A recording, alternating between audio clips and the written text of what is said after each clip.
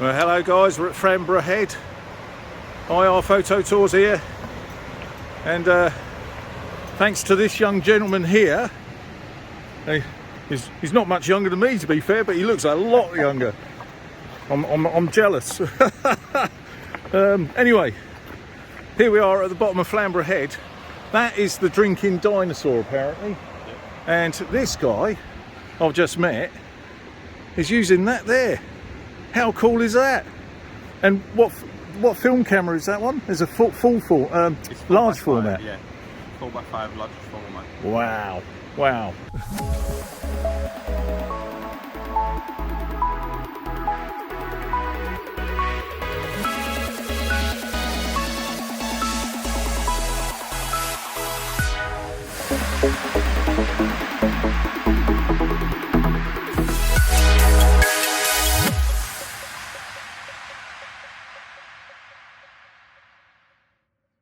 Goes up to f/45, do you say? Yeah, it's amazing. And the lens on that, do you know what size it is? About 100mm roughly, equivalent? Equivalent, yeah. Yeah, equivalent to 100mm. But anyway, this guy's just helped me down from up there and down that rope. With all my equipment as it is there. Oh my God, am I mad? Look at that. And over there, I don't know if you can see right in the distance there, you've got some lovely seals. I think they're grey seals, or could be common seals, I don't know. I'm not getting too close to disturb them, but that is amazing. Look at this. How many photographs do you see of this? Wow. Lovely. So anyway, we've got the camera set up. I'm going to do a long ever-real exposure of about 1 minute and 30 seconds.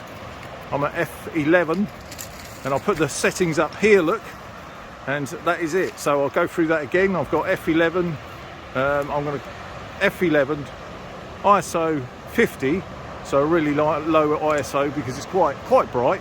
It is overcast, but it's quite bright still. And I will get about 1 minute and 30 seconds with that. I have a polarizer on, which cuts down the light by 2 stops, roughly. I have the 10 stop on, and I also have a 2 stop half graduated filter on. So it's a lot of stops, and I'm getting around about 1 minute and 30 seconds. And just in front of us there, I don't know whether you can see on the video, but we have some lovely little seals in there. Look at that. Oh mate, it doesn't get much better than that this morning. There you go, there he is. There he is, popping his head up. Hope you can see that. But I was hoping for a sunrise this morning, it didn't happen, so it's just the way it is. Anyway, birds are having a sing-song out there, and that's it. I'm going to get on, show you some photos here at Flamborough Head.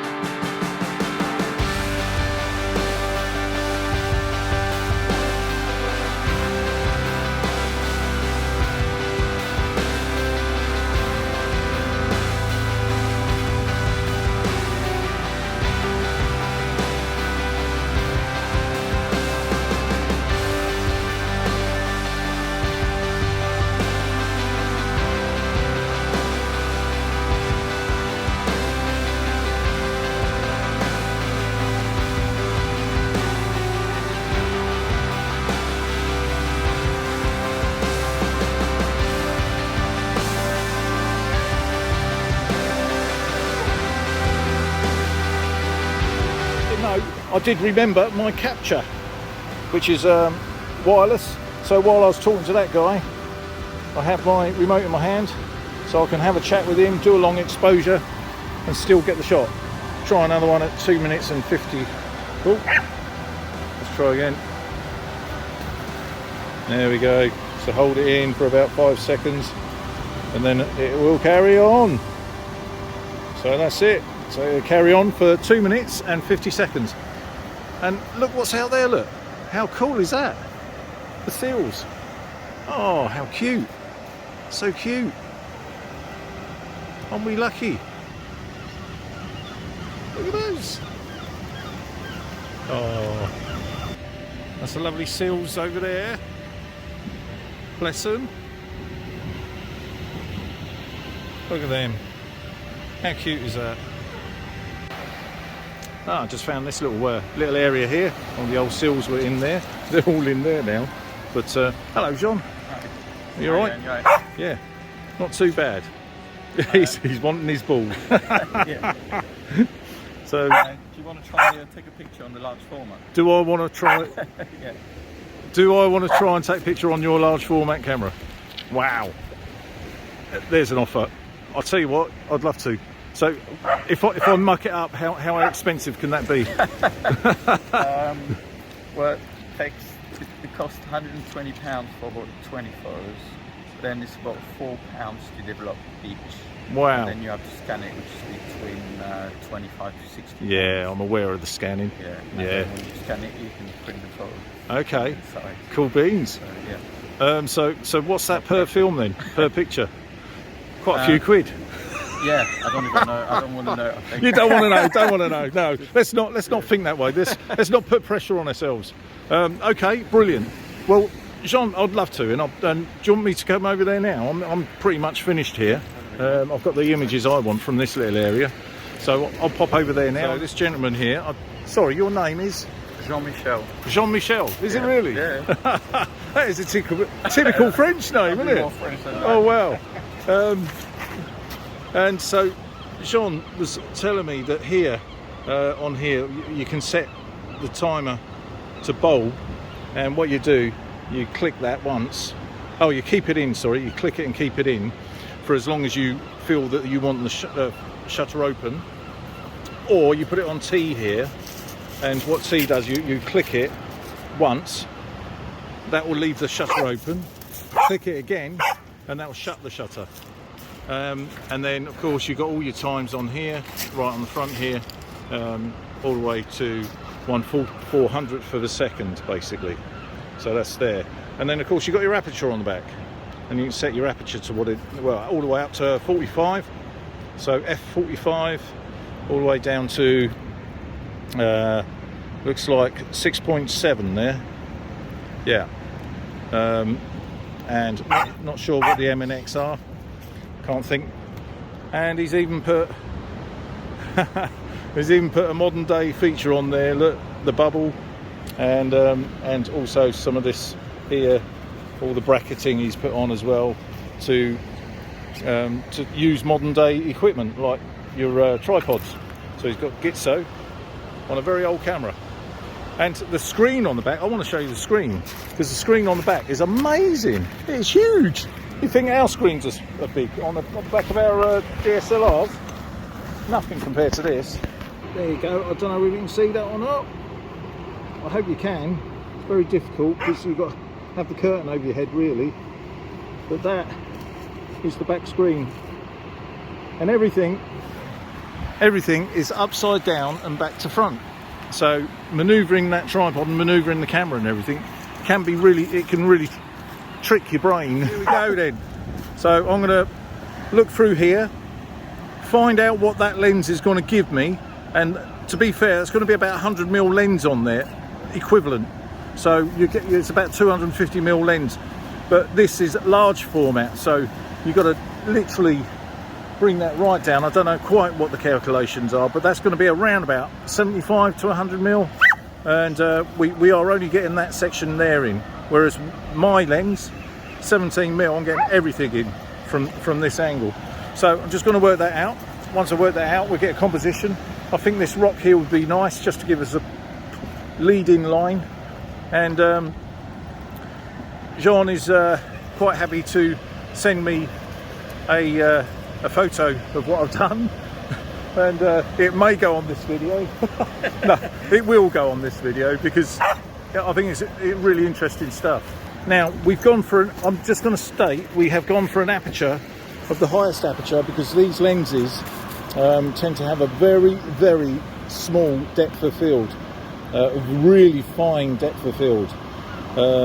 Fantastic for portraits, not so good for landscape. So we have gone for 45 So we're all the way up to 45. At the moment it's wide open, so I can physically see the screen much better, and so therefore I can position the camera and get the composition I want.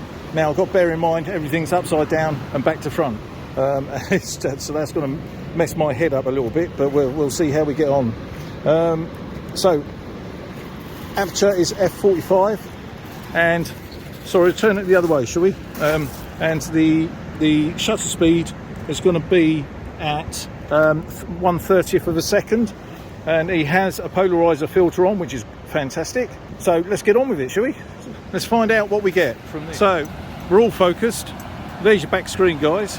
Oh, look at that screen. Now everything was upside down, back to front and everything, so it's quite mad. Now this format, being a large format, isn't 1:1 ratio. It's a what ratio is it again? This one's 4x5. 4x5. There you go, 4x5. So not quite square. As medium formats are square. This isn't.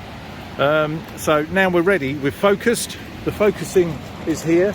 So we twist this knob here until we get nice and sharp, and obviously getting the composition correct. So you have to open up the light.